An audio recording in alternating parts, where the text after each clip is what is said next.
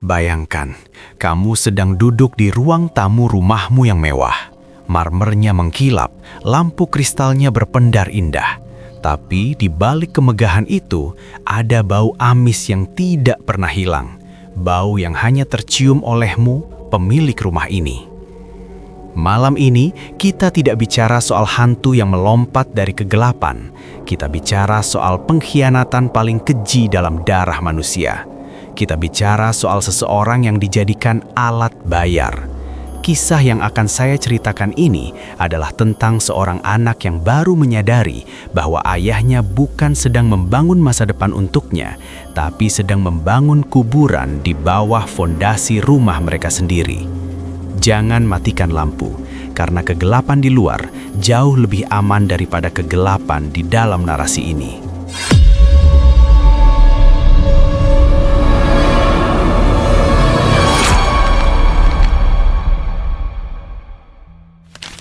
Kisah ini bermula di sebuah kota kecil di Jawa Tengah, awal tahun 2000-an.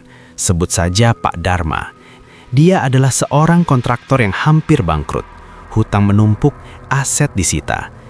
Di titik nadir itu, manusia seringkali kehilangan kompas moralnya. Pak Dharma tidak pergi ke bank. Dia pergi ke sebuah lereng gunung yang namanya hanya dibisikkan oleh para pencari kekayaan instan.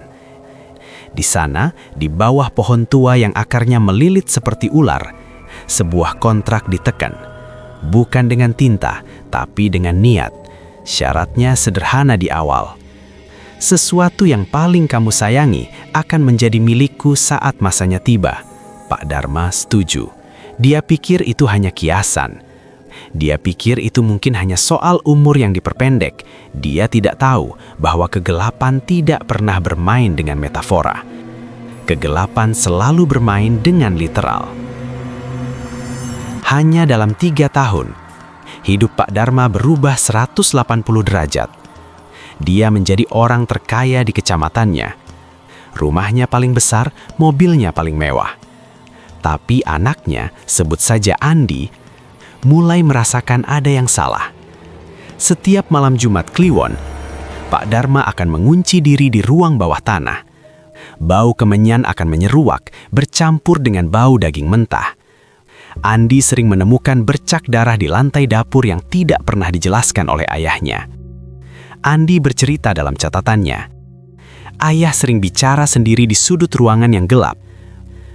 Dia seperti memohon, tapi juga ketakutan.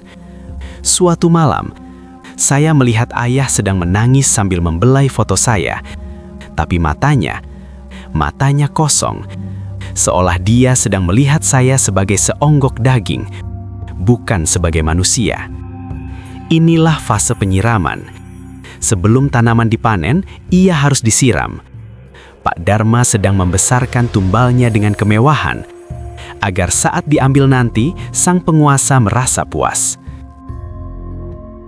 Tahun ke-7, batas waktu perjanjian. Andi mulai bermimpi aneh. Dia merasa tubuhnya selalu berat, seperti ada rantai tak kasat mata yang mengikat kakinya ke lantai rumah. Suatu malam, Andi terbangun karena merasa ada yang menarik selimutnya. Di ujung tempat tidur, dia melihat sosok hitam besar yang baunya persis seperti bau amis di ruang bawah tanah ayahnya. Andi lari ke kamar ayahnya untuk meminta tolong. Tapi apa yang dia temukan? Ayahnya sedang bersujud di lantai, menghadap ke arah Andi, tapi bukan untuk memeluknya. Pak Dharma sedang menyerahkan sebilah keris tua ke arah bayangan hitam itu. Pak Dharma berbisik dengan suara parau, "Ambil dia, tapi biarkan hartaku tetap milikku."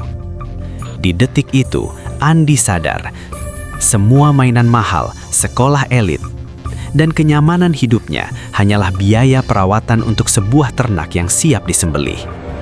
Andi mencoba teriak, tapi suaranya hilang. Ruangan itu mendadak dingin, lebih dingin dari es. Kulit Andi mulai membiru tanpa sebab. Ini bukan medis, ini adalah penarikan sukma secara paksa. Andi tidak meninggal malam itu. Secara medis, dia dinyatakan koma karena pecah pembuluh darah otak yang mendadak. Tapi bagi warga sekitar, mereka tahu apa yang terjadi. Andi hanyalah raga kosong yang ditinggalkan. Jiwanya sudah menjadi bagian dari fondasi kekayaan ayahnya. Pak Dharma tetap kaya, tapi dia gila. Dia menghabiskan sisa hidupnya berbicara dengan tembok, memohon agar Andi dikembalikan. Tapi kegelapan tidak pernah melakukan pengembalian. Sekali kamu menjual, selamanya itu menjadi miliknya. Pesan dari kisah ini sederhana. Tidak ada makan siang gratis di dunia ini, apalagi di dunia sana. Saat kamu melihat seseorang yang kaya secara mendadak, namun keluarganya hancur satu persatu, jangan iri. Kasihanilah mereka, karena mereka sedang tinggal di dalam penjara yang mereka bangun sendiri dengan nyawa yang mereka cintai. Terima kasih sudah memberanikan diri bertahan hingga detik ini. Namun sebelum saya benar-benar mengakhiri video ini, ada satu hal yang perlu kalian renungkan. Banyak yang bertanya, kemana perginya jiwa-jiwa yang dijadikan tumbal itu? Mereka tidak ke surga, tidak juga ke neraka. Konon, mereka terjebak di sela-sela dinding, di bawah ulin lantai bangunan, atau di dalam beton bangunan yang kita lalui setiap hari. Mereka ada di sana, abadi sebagai pelayan sang penguasa kegelapan. Sekarang coba perhatikan sekeliling kalian. Jika tiba-tiba suhu di ruanganmu turun beberapa derajat, atau jika kamu mencium aroma bunga melati yang tercampur dengan bau amis yang samar, mungkin itu bukan sekedar perasaanmu saja.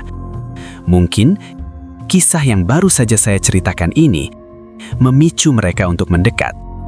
Karena bagi mereka yang terikat kontrak darah, membicarakan rahasia ini adalah sebuah undangan. Ih, serem di sini.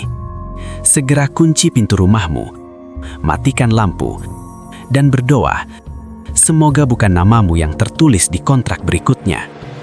Selamat malam, jika kalian memang bisa tidur malam ini.